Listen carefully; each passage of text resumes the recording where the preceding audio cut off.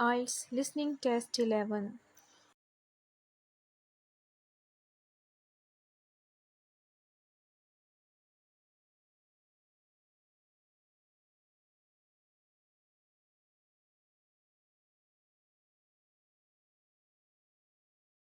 Now listen carefully and answer questions 1 to 10. Good morning. I am a rental agency. How can I help? Oh, hello. I'm ringing about some problems I'm having with my apartment. Yes, of course. If I can just get a few details first. What's your name? Don Chester. How do you spell that? Chester. Okay. And the address?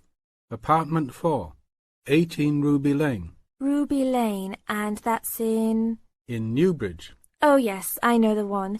Could I ask how long is the lease? It's for a year. And you moved in on... Last week, on 24th May. Good, thanks. Now, what are the problems you found?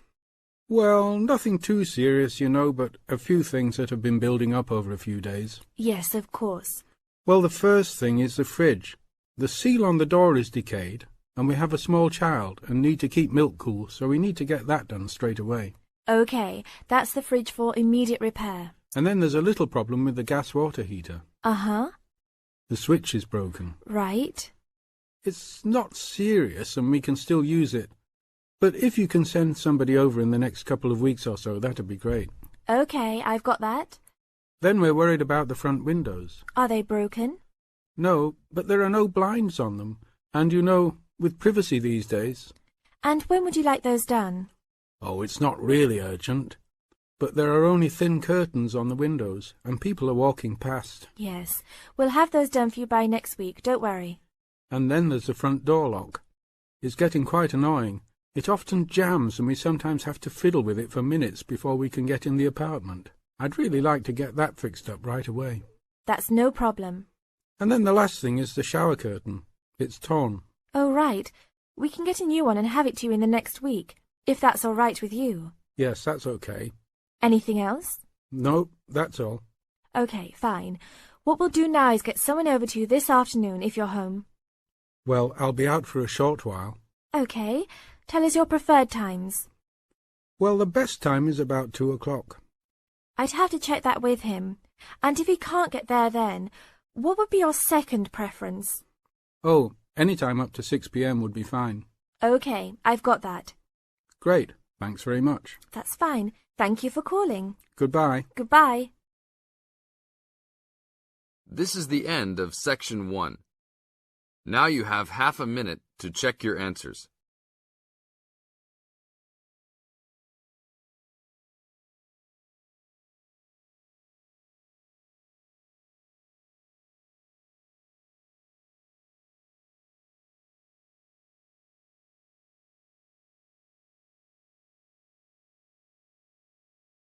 Now turn to Section 2. Section 2. You are going to hear a guide named Matt who is introducing their trip in Wildlife Haven. Now you have some time to look at questions 11 to 15.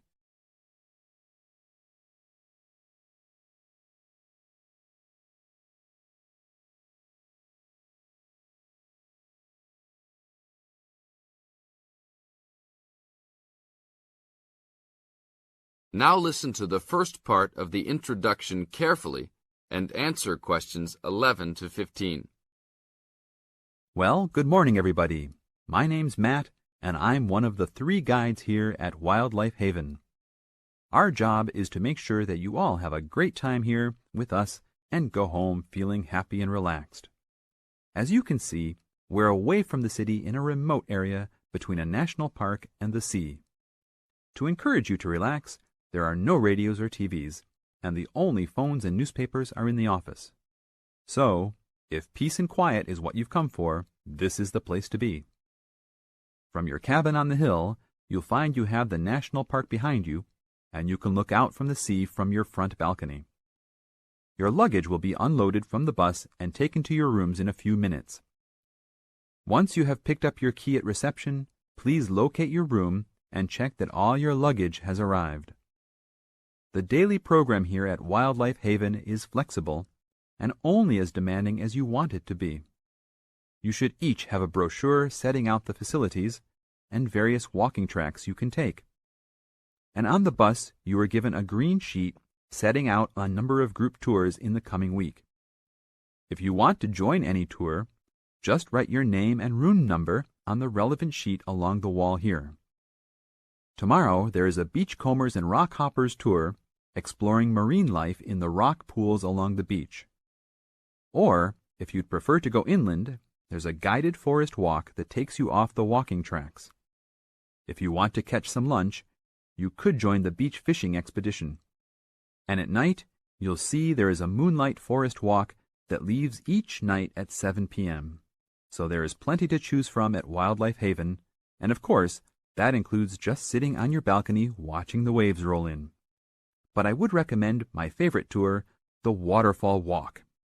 This departs at sundown each day and also provides the opportunity to have a moonlight swim. Now you have some time to look at questions 16 to 20.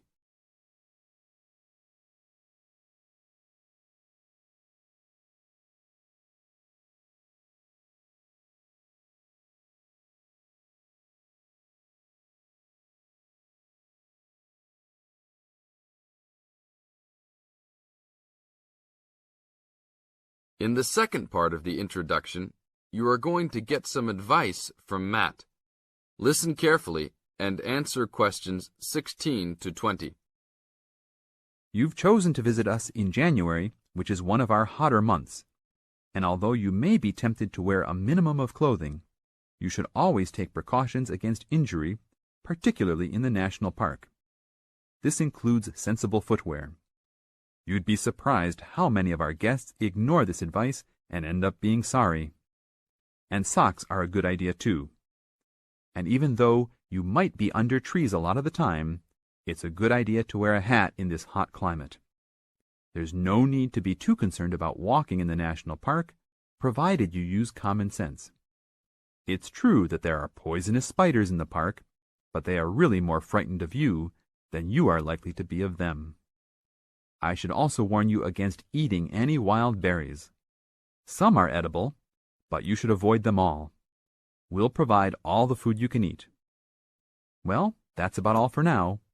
Dinner is from 6 to 8 p.m. in this building. This is the end of Section 2. You now have half a minute to check your answers.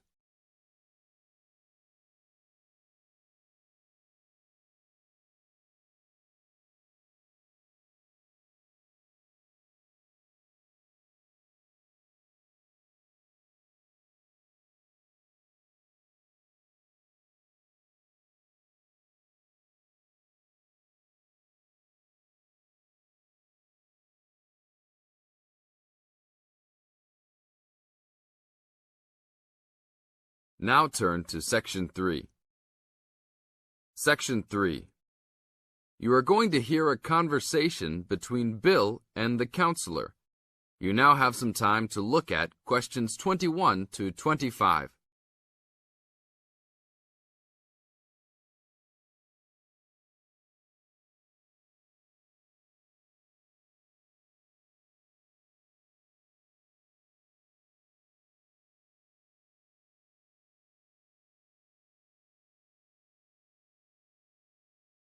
Now, listen to the conversation carefully and answer questions 21 to 25 by circling the correct letter A, B, or C. Hello, Bill. What can I help you with? Well, I was talking with a friend of mine who's doing a medical course, and he said that before I start taking sleeping pills, I should see you. I see. Well, I can't prescribe any medicine, Bill, and I prefer not to encourage anybody to take sleeping pills.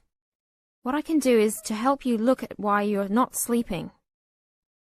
Okay, but I think it's because I don't know how to handle all the work. I found that new students find college very different to school. The biggest difference seems to be that you have to get used to working more independently at college, and this can be difficult to pick up straight away. You can feel that you're not quite in control of it all. That's right. I mean, with only a few lectures and tutorials each week, it looks like an easy workload, but then you suddenly realize that there are assignments, tests, and exams. I know I'm not the only one. I really prefer to work quietly in the library where the resources are, but its hours just don't suit my work and sleep habits. Yes.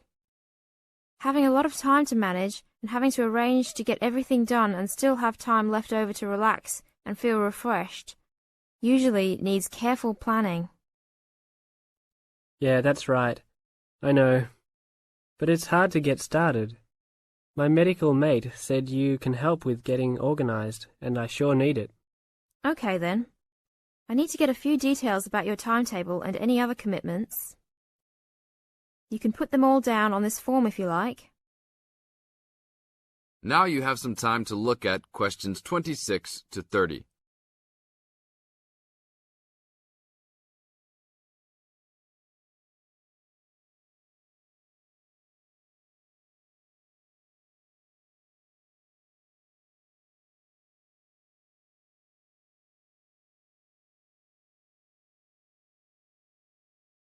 Listen to the second part of the conversation and answer questions 26 to 30 by completing the notes below.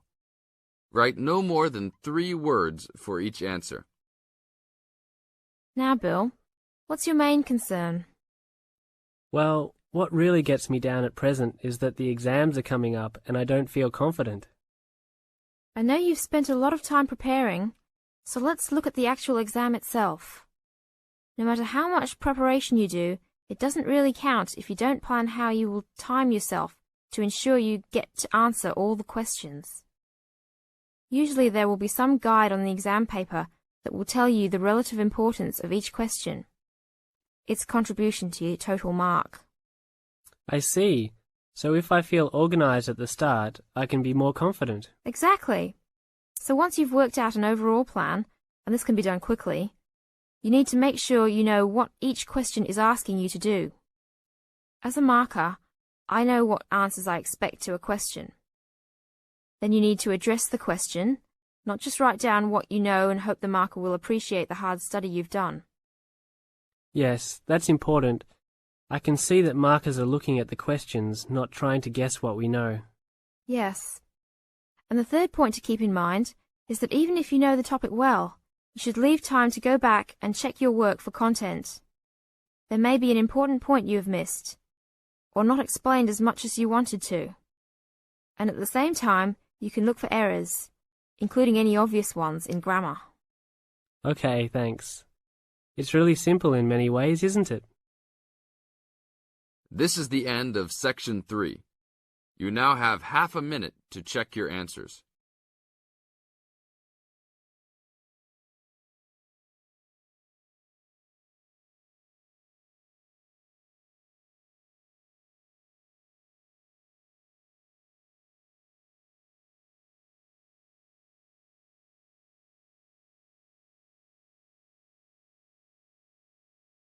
Now turn to Section 4. Section 4. You are going to hear a talk given by Jim Allen. He is going to share some of his findings of his research. Now you have some time to look at questions 31 to 40.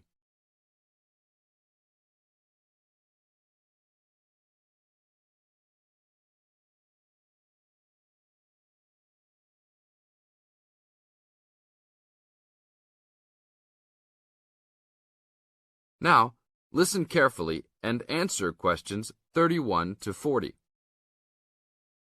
Good morning. Today we'll be hearing from Jim Allen, who will be sharing some of the findings of his research project from last term. Jim. Thanks. Well, to start with, a little bit of background about the project. As you can see, our title is something that is relevant to everybody in this part of the world: water safety. These days, there's a lot more to water safety because of the increasing number and range of boats and other things people use on public waterways. I'd become interested through reports on radio about the number of incidents involving small powerboats and individual watercraft such as jet skis. It seemed to me that because these craft were essentially recreational and didn't require licenses to use, there was very little opportunity to influence the users towards being safety conscious. So, I decided to make this the focus of the project. For the research, we mainly relied upon talking to people, asking them questions in preference to using a written questionnaire. We interviewed a wide range of people at a number of popular swimming locations over 2 consecutive weekends and asked them what they'd observed or experienced themselves. The respondents were both male and female, but the men were just slightly in the majority. We were pleased with their willingness to talk about the subject, and all told, interviewed 145 people over the 2 weekends. So, what were the findings? As you can see, 86% of people reported having had some type of problem. A surprisingly large percentage, 27%, commented that they had found it necessary to shout at an offending powerboat. But the main type of problem was the deafening sound that some of the boats made. On occasions, this led to swimmers deciding to move to another location. So what strategies did people adopt to ensure their own comfort and safety? Let's have a look at the figures. First, it was noticeable that there were often distinctly different answers between men and women. It was mainly the women, for example, who said they should try to choose places where boats couldn't go, whereas it was usually the men who said you shouldn't have to move if you were there first, so you should shout at them if necessary. Both men and, it was women who said you should call the authorities if the situation gets too dangerous or the powerboat drivers are acting irresponsibly. Then, I had thought it would be mainly women, but both sexes made the point that above all, it's important to get children away from any possible danger. Men were very aware that jet skis could be unpredictable in inexperienced hands. They also made the point that it's much safer to have your car nearby and clearly visible to any watercraft if you're swimming in a relatively remote spot. Finally, wearing visible clothing, men didn't think it was quite as important as women, but both gave it a high safety rating. When we asked them what they thought the government should do to help solve the problem. This is the end of Section 4. You now